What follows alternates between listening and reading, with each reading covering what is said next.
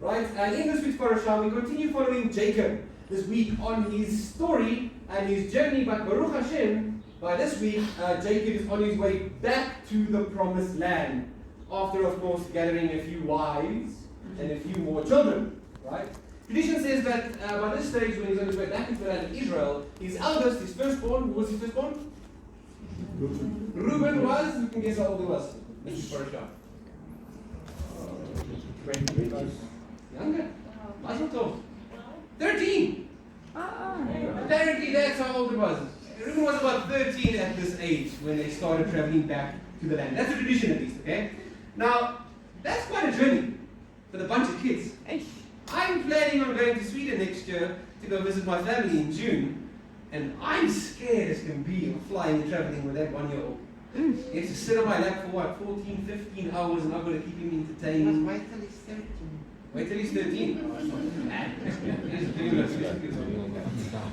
But this guy, Jacob, he goes and takes on this massive journey, not per plane by the way, on foot, across into the land of Israel with his 13 children and his wives and all of his servants and all of his cattle and everything, right? So he's quite brave, okay? So, on his way back, he inevitably has to face his past and prepares to meet his brother Esau, which last time we saw him, he was running from him for his life, okay? So this time he prepares by sending gifts ahead of time, trying to bribe his brother, right? Because last time he had a dealing with his brother, he learned that this works very well. Remember? Last time it was so easy to bribe him, he bribed him with a bowl of soup for his birthright. So he decides to try his luck again, right? But that very night, of course, we have the famous WrestleMania story where him and the angel start wrestling it out all through the night, and he unfortunately gets his hip dislocated. Right? I don't know how many of you watched that TV show back in the day called Touched by an Angel. If they're not watching that show, it didn't work out so well for Jacob. He got touched by an angel and he got up.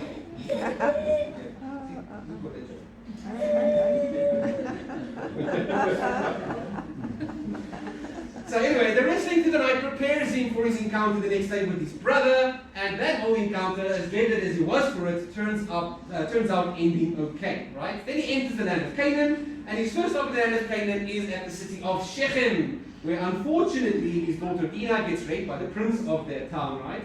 And then Simon and Levi decide to go and make a deal with the local inhabitants, the Shechemites, and say to them that all of them need to be circumcised, become like us first, and then you can marry our sister. And then of course Simon and Levi go and bring a disgrace to their father's name by going there the next morning when everyone's still sitting there in their pain of the circumcision and wiping out all those men that got circumcised. Now, that is a very awkward thing to talk about, but we have a story, a Jewish understanding that helps us get through this. So the explanation of why they did this is, if a Jew was to go to any other city in the Middle East and kill any non-Jew, CNN would be there on the spot. But Simon and Levi first made them circumcise themselves, so they were also Jews. CNN doesn't care about Jews dying in the Middle East. Clever thinking. Right. Anyway, after that, he stops. By the way, that is fake news. Did you guys see Trump's speech this week at the Israel-America Alliance thing? Hilarious. He was watching. He was also sent it. Anyway. After that, he stops again at the famous place Beit El, where he had the vision of the angels ascending and descending on his way out when he went on this journey in the first place. And where God told him that he will bring him back safely. And he said to God, all right, I'll make a deal with you. If you do that, then I'll give you a tenth of everything. I'll make one out there. Right? And he keeps that deal. It's just popping into my head. Why do angels climb ladders if they have wings?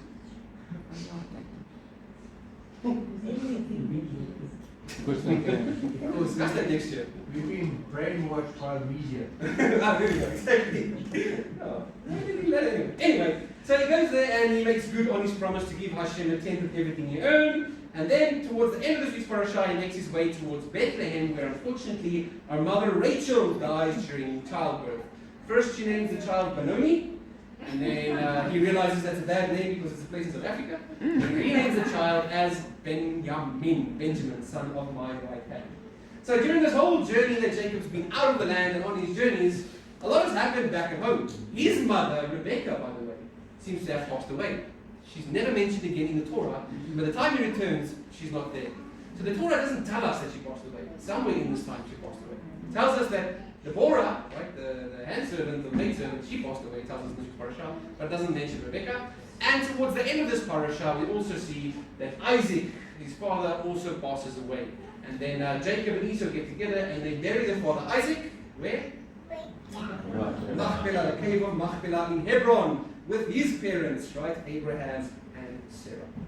Okay, so that's a summary of this week's parasha.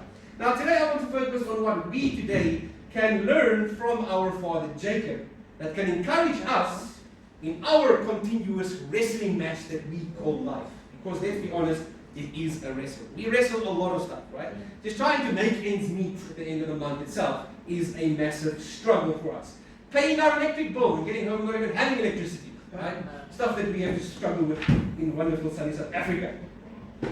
So, I want to take a look at Jacob's discussion with his brother Esau, once he meets his brother Esau.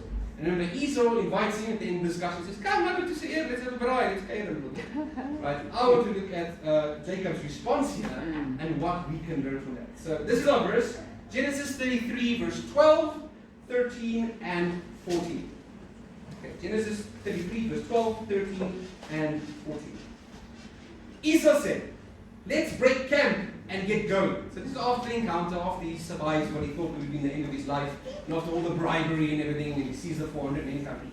Esau says, let's break camp and get going. I'll go first. Jacob said to him, my Lord knows that the children are small, and the sheep and the cattle suckling their young concern me, because if they overdrive them even one day, all the flocks will die. Instead, please let my Lord go on ahead of me, ahead of his servant. I will travel more slowly at the pace of the work ahead of me and at the pace of the children until I come to my Lord in Seir. Okay, so that's our verse that I'm going to look at today. So Jacob points out to his brother, right, that his brother, which is up there with 400 strong men of military age, right, all traveling at, how fast do you think they were traveling? Full speed. Whereas he was traveling with the nursery school, right? A bunch of wives and a bunch of children. He was saying there's a difference between pace if we were to travel together. So if we go at your speed, all my young ones and all my cattle and everything will tire out. Whereas if I go at my own speed, I'll catch up and eventually I'll get there to you. I'll come visit you in Seir. So Esau is driving a bright red Ferrari because he's mosquito. Yeah? Whereas Jacob is coming in the minivan, the trailer, or a school bus. He's coming in a school bus. Right? And added to that, he's got a flat tire because the angel punctured his tire. Right? So he's going much slower than Esau's going. So there seems to be something going on here about the different paces at which the two brothers are traveling that I want to discuss today. And it made me think that there's a reason why life nowadays is referred to as the rat race. Right? We're constantly trying to outdo each other, to make more money, to make new innovations, new ideologies, by the way, and we're always trying to stay one step ahead of our neighbors. And I think this is it's a natural inclination, right? But life in a fast lane comes with its costs. And those costs usually come out in terms of your relationships and in terms of your family. And I think we can learn that from this week's parasha. Esau, who we know to be a man of immediate gratification, right? Immediate indulgence, which he proves case in point with the soup that he sells his old birthright for, right? He cares about getting there as fast as possible, getting whatever I want now, right? That's that, they say that serenity prayer of New York is I want peace and I want it now.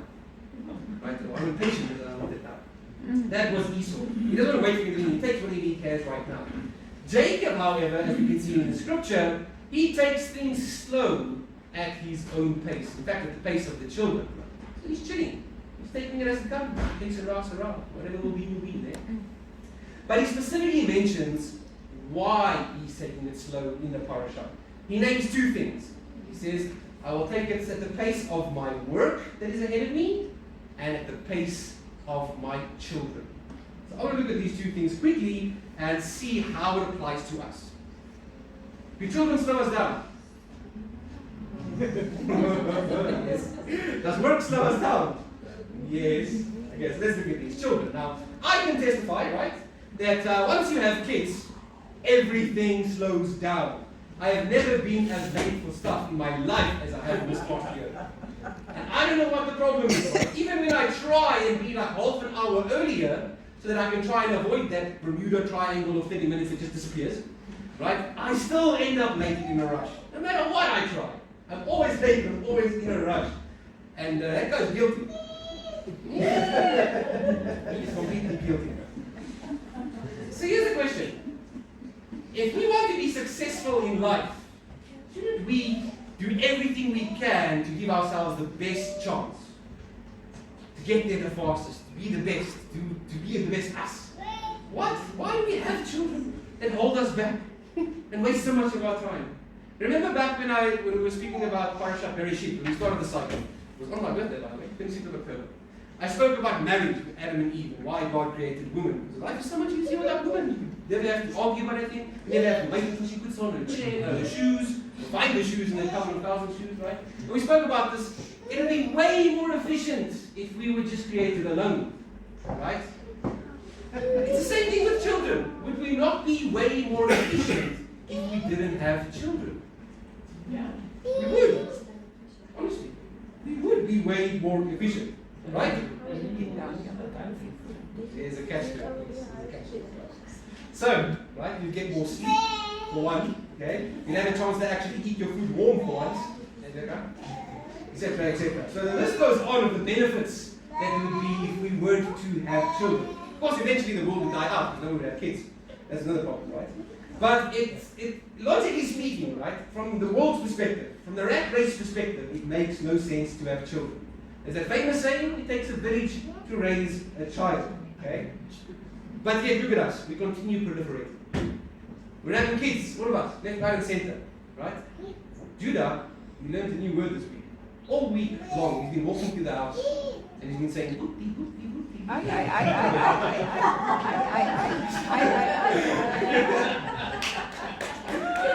Yeah. And I've been walking behind him in the Call Me Dre the whole time. All vows, all oaths. Against them all. And they've been done and void before you got here.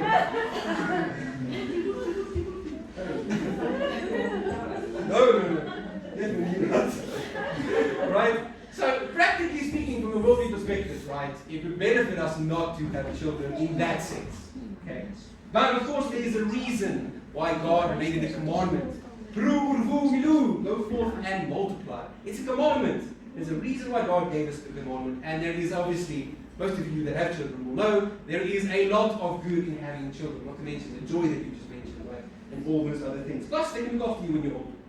Okay. So there's a lot of benefits to having children, of course, right? It's hidden in there somewhere, but eventually it will come out to you and you will see it.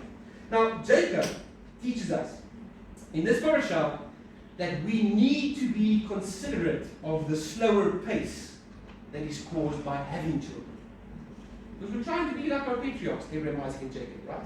We're trying to be like Jacob. So we also need to realize that there's something special in the fact that the children do slow us down, right?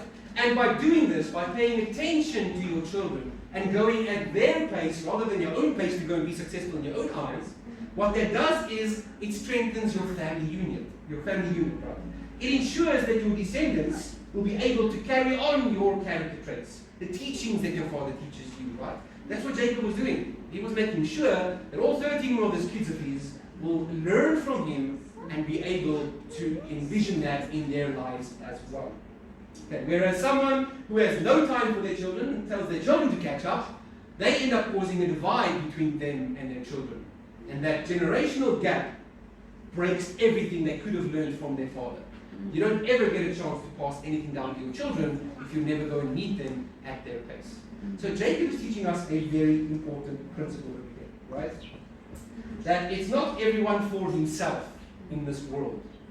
We as families and we as children, there's a unit that you have to build to continue towards a certain goal. Okay? There's still a race we're running in, but maybe we're running in a different race.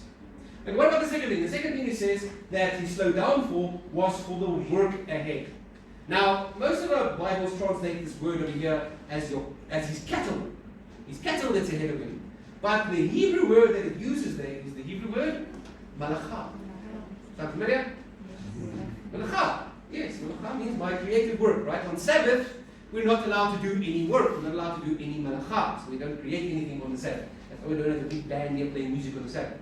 Right? So our sages say Don't read it as cattle, which is probably the correct translation, okay? According to the context, that's what makes sense, that's what he's talking about. But our sages are telling us, read something deeper. There's a hidden meaning over here. Read that there is work, there is malachah, that is also slowing him down. Okay, so our sages tell us that Jacob decides to go at a different pace because of the pace that the world around him goes doesn't allow him to perform malachah in the form of deeds for God, deeds for Hashem, mitzvahs for Hashem. That is what else is slowing him down. Have you ever felt like God's commandments slow you down? They do. They do. I mean, just go to a restaurant and try to look at the menu. It takes you twice as long now that you eat kosher, right?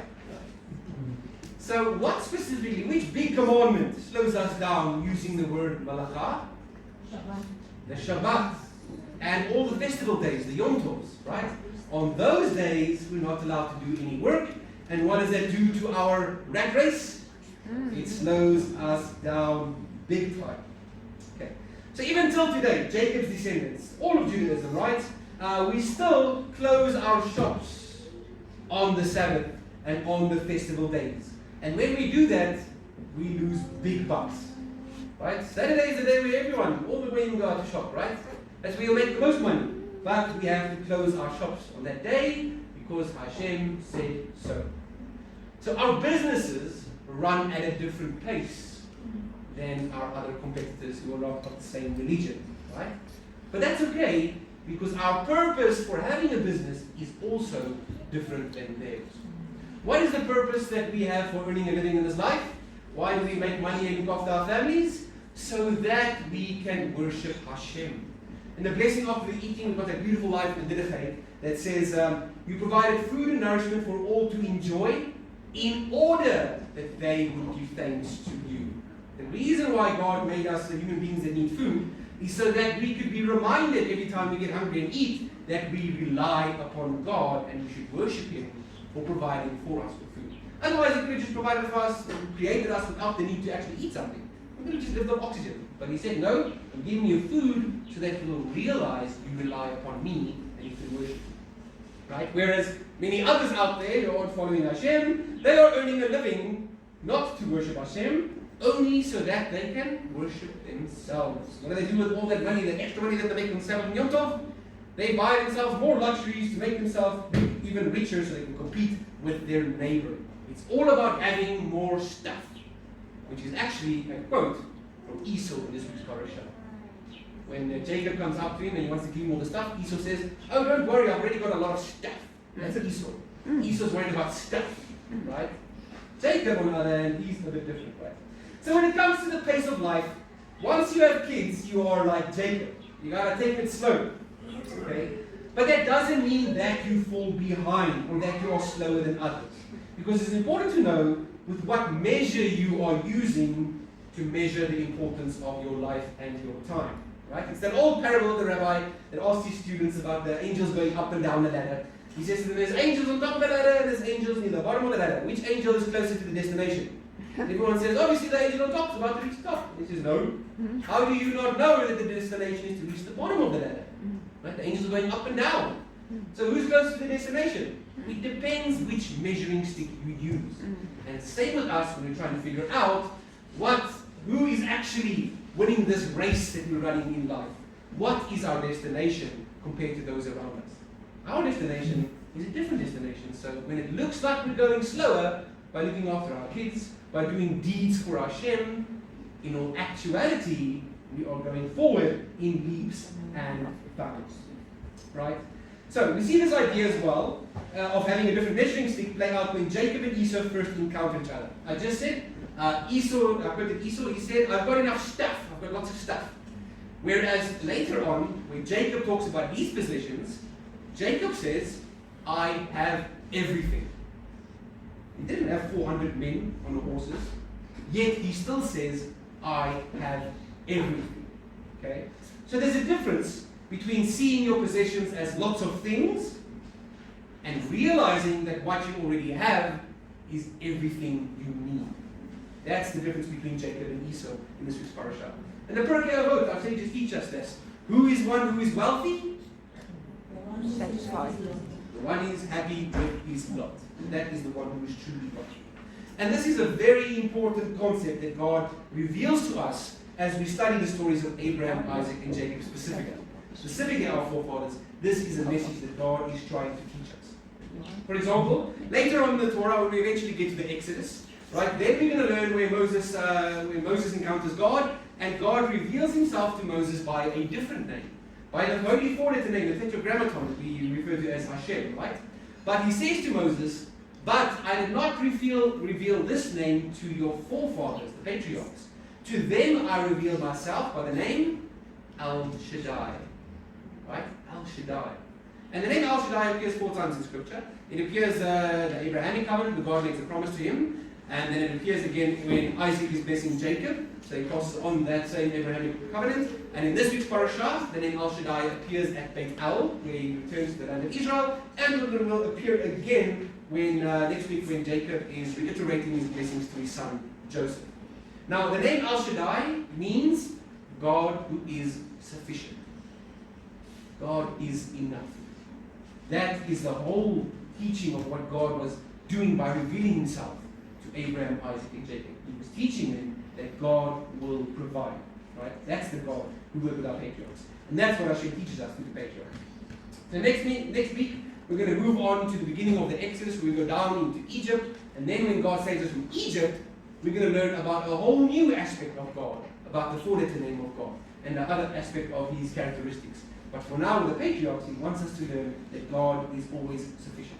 So that's the lesson for us. That we may be lacking in things, stuff, right? Like time, because of children, like, or the pace that we're going. But these things are not eternal. So, there's no need for us to go off on a crazy pace to try and get all these things and all this stuff. Right?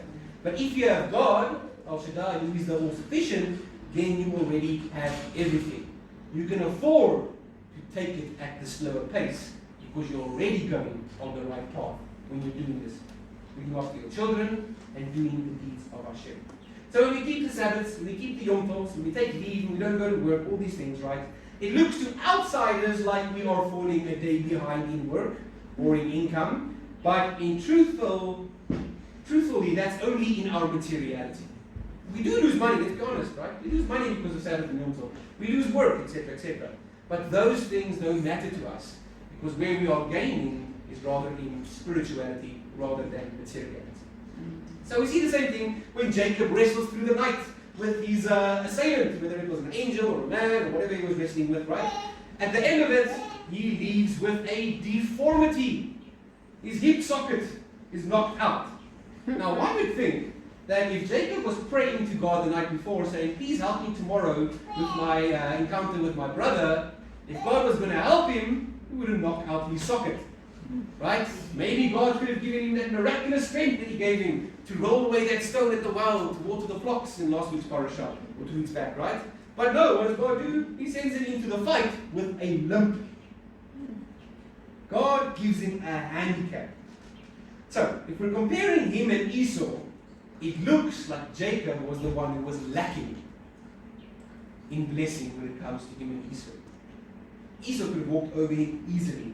Plus, Esau comes with his 400 men, and he's already got a lot of stuff, he says. Right?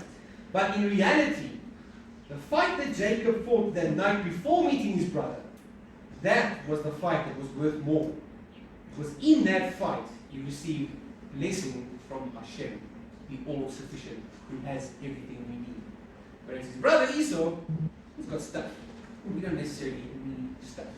Right? So we need to also choose the right fights and choose the right battles in our lives. Is it more important to make a profit on the Sabbath or to come read from the prophets on the Sabbath?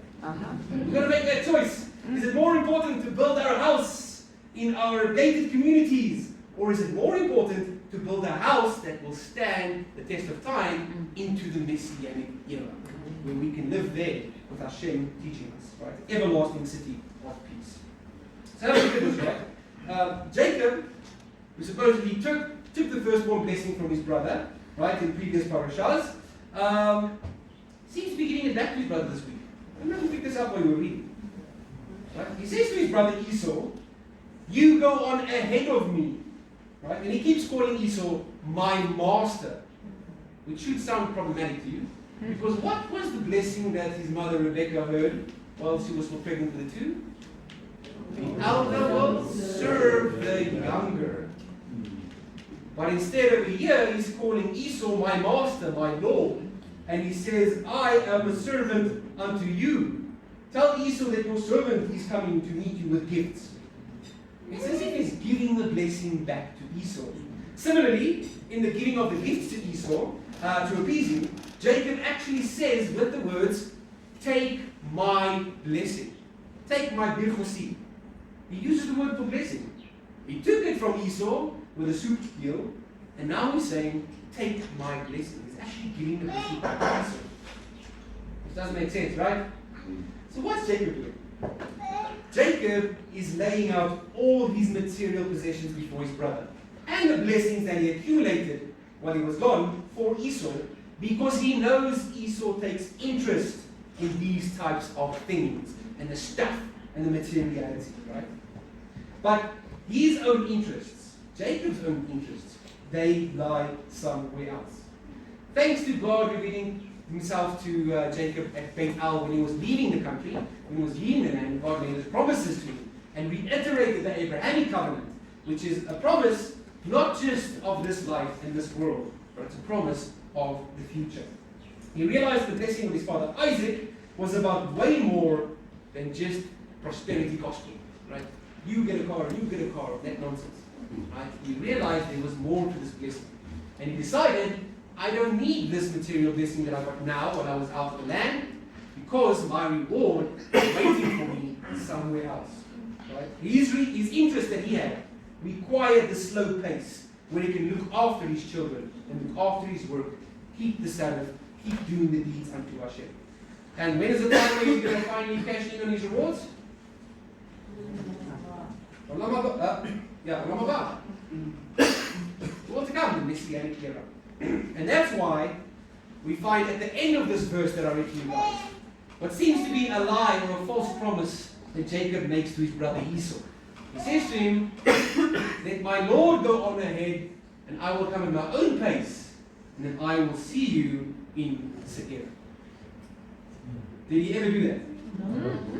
So this is what it says in the Midrash about. Rabbi Abba states, we have searched the entire Torah and found no mention that Jacob ever went to see Esau at Mount Seir. Can it be that the truthful Jacob lied? Heaven forbid. Rather, he will visit Mount Seir in the Messianic era. As it is written in today's Haftarah, when we read it now, Obadiah 1:21, those who are saved at Mount Zion will ascend the mountain of Mount Esau to exact judgment. And the kingdom, in the Messianic era, the kingdom will be Hashem, will be the Lord.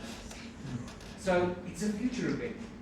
So what this is telling us is that when Jacob said to his brother Esau, you go on at your own pace, I'm going at a slower pace, but one day I will come and meet you at Seir, it's proving to us that Jacob knew that his destiny would be in the Messianic era, because he didn't, in the rest of his life, go and visit Esau.